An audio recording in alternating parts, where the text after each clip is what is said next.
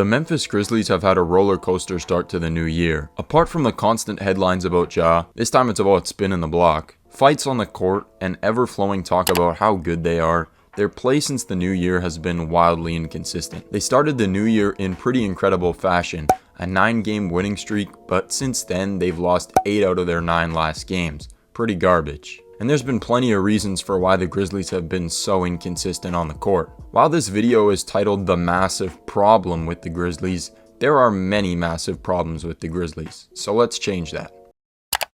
So, as a quite diehard Grizzlies fan, I feel like I'm educated enough to speak on this topic. So let's break down all the massive problems with the Memphis Grizzlies. Let's talk about it. This season, the Grizzlies have definitely overachieved. Most people had the Grizzlies somewhere in about the 5th or the 6th seed, so even though they're losing games, they're still in the 2 seed. And to start January, they were playing incredible basketball. But this latest slump the Grizzlies have gone through has highlighted a bunch of different things that are genuine reasons to be worried about the Grizzlies on and off the court. Number 1, the Grizzlies have no shooters. None. Zero. Well, not none, but very little. Apart from Desmond Bane, the Grizzlies have no shooting at all. Tyus Jones, Santi Aldama, and Danny Green, even though Danny Green's been back for like 2 games, those guys are some decent shooters, but they can still be pretty inconsistent. The rest of the roster is wildly inconsistent at shooting the ball.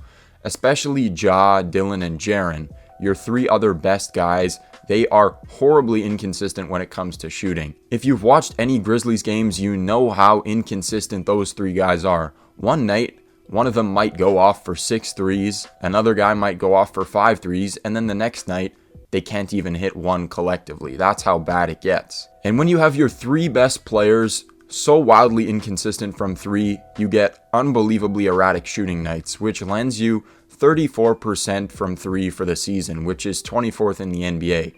That is not good enough for a team that wants to be contending at the highest level. If the Grizzlies are serious about contending, they're going to need to upgrade their 3-point shooting, and very fast, right now, please. Number 2, the Grizzlies cannot play on the road at all. The Grizzlies have a disgusting road record, 11-16, compared to an unbelievable home record at 21-5. It also doesn't help that the majority of these losses on the road have been against Western Conference opponents. And fun fact, they happen to have a negative record against the whole entire Western Conference this season, but they are still in the 2nd seed. That math does not add up at all. Come playoff time, that could be a real issue. The fact that when you play against your own conference, you lose more games than you win. And that doesn't count the games that they've beaten San Antonio, Houston, Oklahoma City, even though they're pretty decent. Some of the weaker teams in the West. A lot of the best teams in the West, they've lost games to this season, which is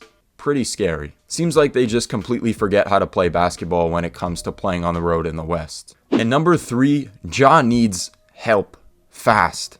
And I'm not talking about mental help for trying to spin the block again and again and again, but he needs help on the basketball court. Since the new year, Ja has been carrying a ridiculous amount. In January, he averaged like 28, 5, and 9 on really good efficiency, and in February, he's averaging 28 and 10.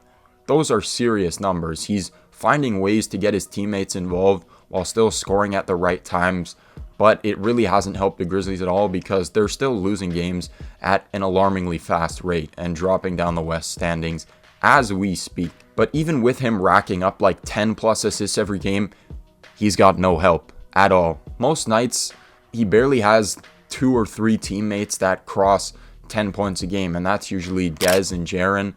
And they're not hitting some of the big heights with some of the big games that they've had in the past. And Dylan, just forget about Dylan giving you any help. He's horrible offensively. Dez is still recovering from injury, so I give him a bit of a pass, but the Grizzlies still need him to start putting up some big numbers again. Jaren is still a little bit inconsistent offensively. I mean, that's not his major strength, but if he could help out on that side of the ball, it would be a lot better. And then Dylan Brooks, forget about him. He's useless. No, everybody knows he can't score the ball to save his life. Have you seen his shot selection? If you watch any Grizzlies games, you know it makes you want to put a fork in the middle of both your eyeballs. That's how bad it is. So yeah, he definitely needs some help. But the consistent injuries to pretty much everybody in the roster has not helped the Grizzlies give Ja any help at all. and Ja has also missed a ton of games as well. They haven't had an 85% healthy roster, I feel like, all season long, and a lot of the guys that usually end up missing games are some of their better guys. And specifically off the bench, the Grizzlies need some more scoring. Ja's having to play a lot more minutes each game, and the Grizzlies are still losing, which is horrible. Tyus puts up a good 10 points per game, but they're pretty much getting nothing from anybody else, and that needs to be addressed fast. A super easy resolution here is to just give the Grizzlies some more overall shooting. That would take the load off of Ja, and it would open up the game for everybody else, and then we'd get some more scoring and Ja wouldn't have to play as much. Or we could even give Ja another 17 to 18 point per game scorer. I heard that the Grizzlies are in the market for OG Anunoby.